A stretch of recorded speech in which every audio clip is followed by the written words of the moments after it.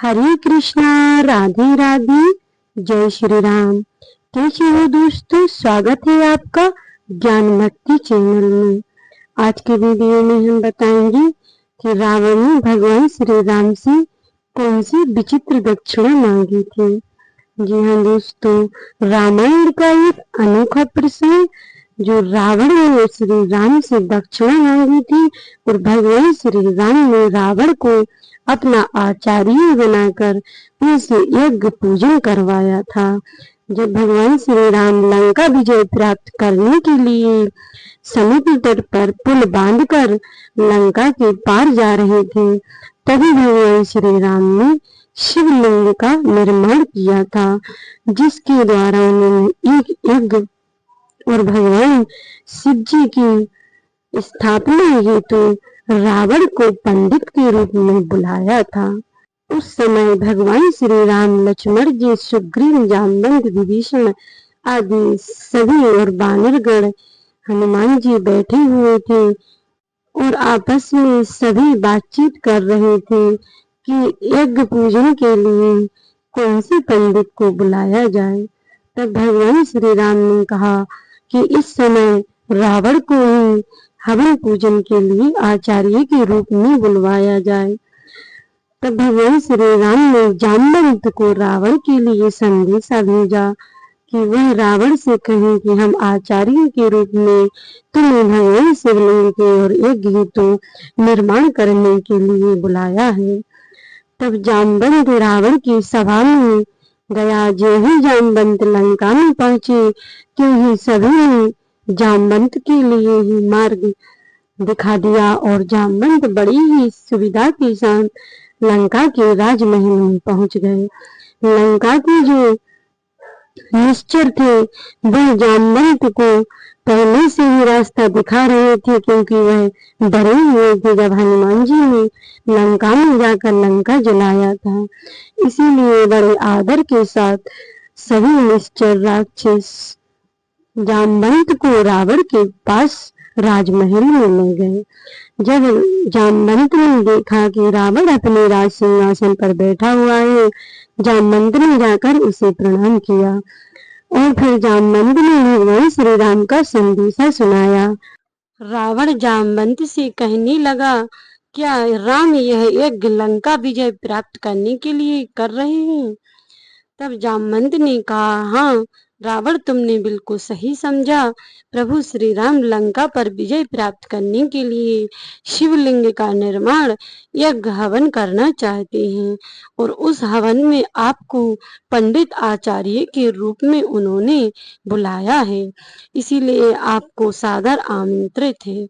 जब रावण को पता था कि भगवान श्री राम मुझसे युद्ध करने को और विजय प्राप्त करने को लंका पर भगवान श्री राम शिव जी की आराधना कर रहे हैं और उन्हें पुरोहित बनाना चाहते हैं, तब रावण ने जामवंत से पुनः कहा कि तुम्हें डर नहीं लगता मेरी सभा में खड़े होकर?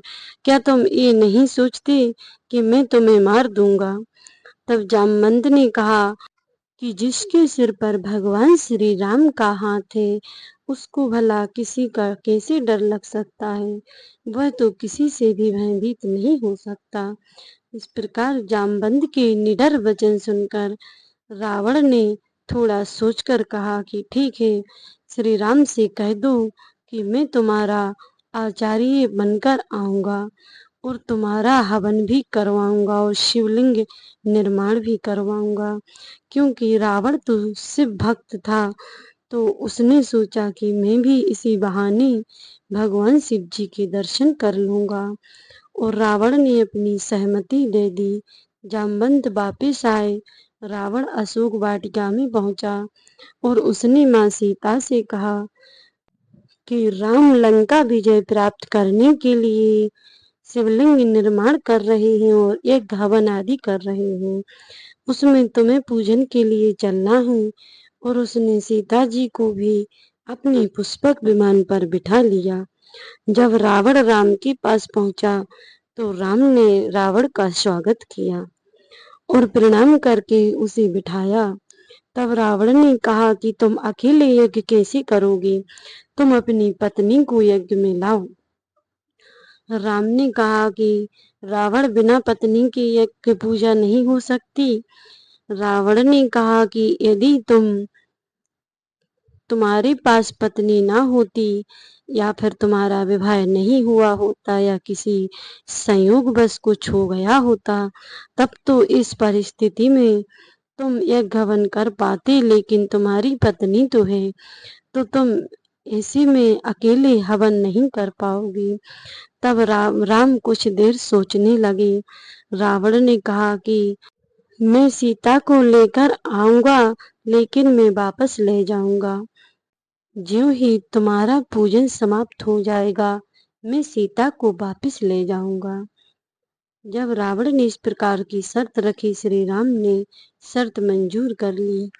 माँ सीता को रावण ने पुष्पक विमान से बुलवाया और हवन में बैठा दिया। राम ने माँ सीता के साथ भगवान शिवलिंग का पूजन करने लगे, लेकिन हनुमान जी शिवलिंग लेने कैलाश पर्वत पर गए हुए थे। रावण ने कहा, पूजन का समय हो रहा है, लेकिन शिवलिंग तो अभी निर्माण हुआ ही नहीं। श्री राम ने कहा कि हनुमान जी शिवलिंग लेने को कैलाश गए हुए थे, लेकिन अभी तक नहीं आए।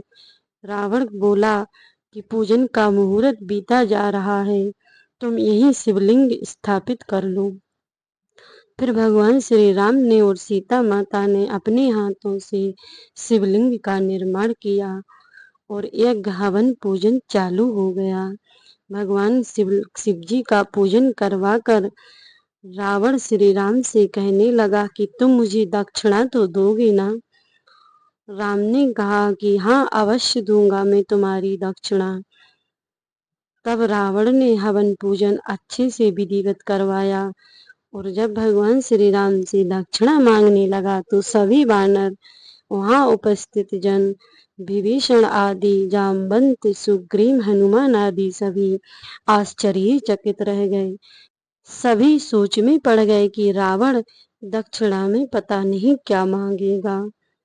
तब रावण ने राम से कहा कि मुझे दक्षिणा में आप यह दे दो कि जब मेरी मृत्यु आ जाए तब तुम मेरे सामने आ जाना।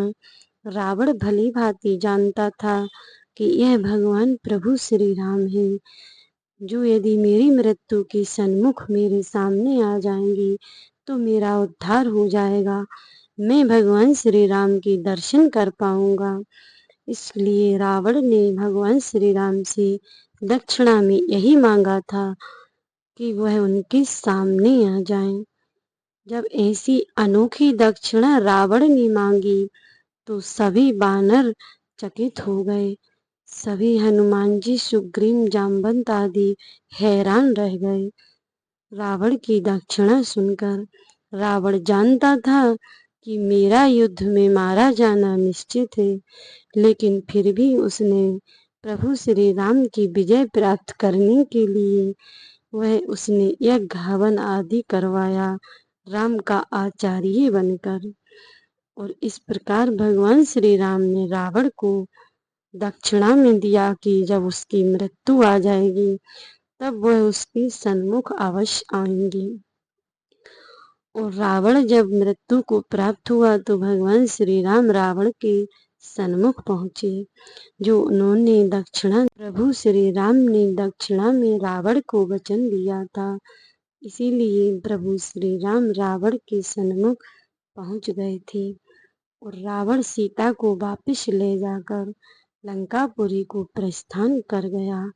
जो रावण ने शर्त रखी थी कि वह सीता को वापस ले जाएगा, तो इस प्रकार श्री राम का पूजन करवाकर रावण सीता को पुनः अशोक वाटिका में ले जाकर बिठा दिया।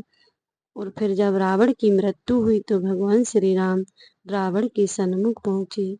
तो दोस्तों, यह कथा आपको कैसी लगी कमेंट करके जरूर बताइएगा, और वीडियो यदि अच्छी लगी हो तो लाइक करके चैनल को सब्सक्राइब कर लेना, और कमेंट बॉक्स में जय श्री राम जरूर लिख देना।